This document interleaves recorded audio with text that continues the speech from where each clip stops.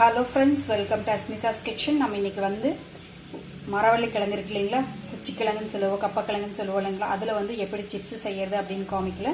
ஓகேங்களா, ரவுண்டா சிப்ஸ் எப்படி செய்யறது அப்படினு காமிக்கிறேன். உங்களுக்கு கட் பண்ணிட்டு ஓகேங்களா, சோ எப்படி செய்யறது அப்படினு காமிக்கிறேன். ஓகேங்களா ஃப்ரெண்ட்ஸ், பாருங்க இந்த மாதிரி உங்களுக்கு ரவுண்டா கட் பண்ணி வெச்சுக்கோங்க. ஓகேங்களா, சோ இப்போ வந்து நான் வந்து கட் பண்ணி வெச்சிருக்கிறது.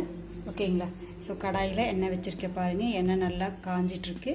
ஓகேங்களா, ஸோ காஞ்ச உடனே உங்களுக்கு நான் பொரிச்சு எடுத்து காமிக்கிறேன். இப்போ ஒன்று ட்ரையல் போட்டு பார்க்குறேன் காஞ்சிருச்சான்ட்டு.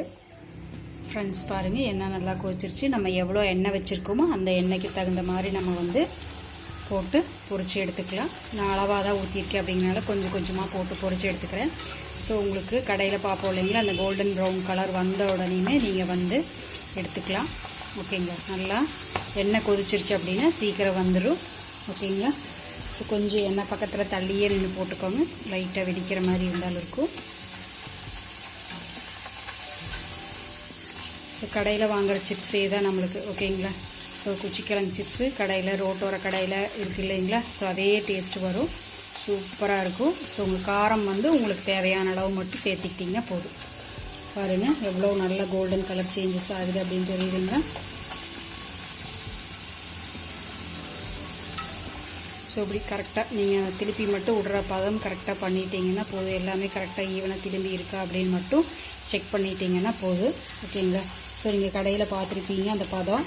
ஓகேங்க, அந்த கலர்ஸ் பார்த்துருப்பீங்க. ஸோ அந்த கலர் வந்தோடனே நீங்கள் எடுத்துக்கலாம். ரொம்ப விட்டோம்னால தீஞ்ச வாசம் அடிக்கும். ஓகேங்களா, கருகின வாசம் அடிக்கும். ஸோ அதனால் வந்து நம்ம இந்த பாத்திரம் எடுத்துக்கலாம்.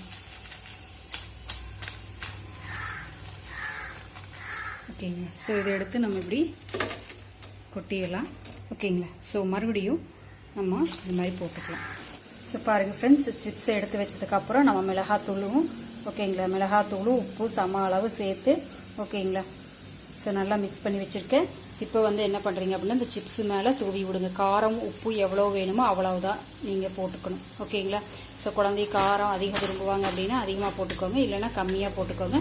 ஜஸ்ட் இந்த மாதிரி எடுத்து நீங்கள் ஒரு டாஸ் பண்ணி விட்டுக்கோங்க. ஓகேங்களா, ஸோ இப்படி நல்லா டாஸ் பண்ணினீங்க அப்படின்னா நல்லா மிக்ஸ் ஆகிக்கும். ஓகேங்களா, இப்போது பவுலில் எடுத்து வச்சுக்கலாம். ஓகேங்களா, ஸோ இதே மாதிரி ஒவ்வொரு தடவையும் போடுறப்போ நீங்கள் டாஸ் பண்ணி எடுத்து வச்சுக்கோங்க. ஸோ உப்பு மிளகுடி தேவி நல்லா டாஸ் பண்ணி இந்த மாதிரி எடுத்துக்கோங்க. ஓகேங்களா, நல்லா முருகலாக வேக விட்டிங்கன்னா தான் இந்த மாதிரி இருக்கும். நல்லா மெல்லிஸாக உங்களுக்கு வந்து சிப்ஸை சீவி எடுக்கணும். ஓகேங்களா, ரொம்ப மொந்தமாக எடுத்துட்டீங்க அப்படின்னா வேகாது. ஓகேங்களா, ஸோ இந்த மாதிரி சீவி எடுத்து மிளகுடி போட்டு பாக்ஸில் போட்டு வச்சு உங்கள் குழந்தைகளுக்கு கொடுங்க. ஹெல்த்தியான ஸ்நாக்ஸு சாப்பிட்டு பாருங்கள். ஓகேங்களா, தேங்க்யூ ஃபார் வாட்சிங். Have a happy day.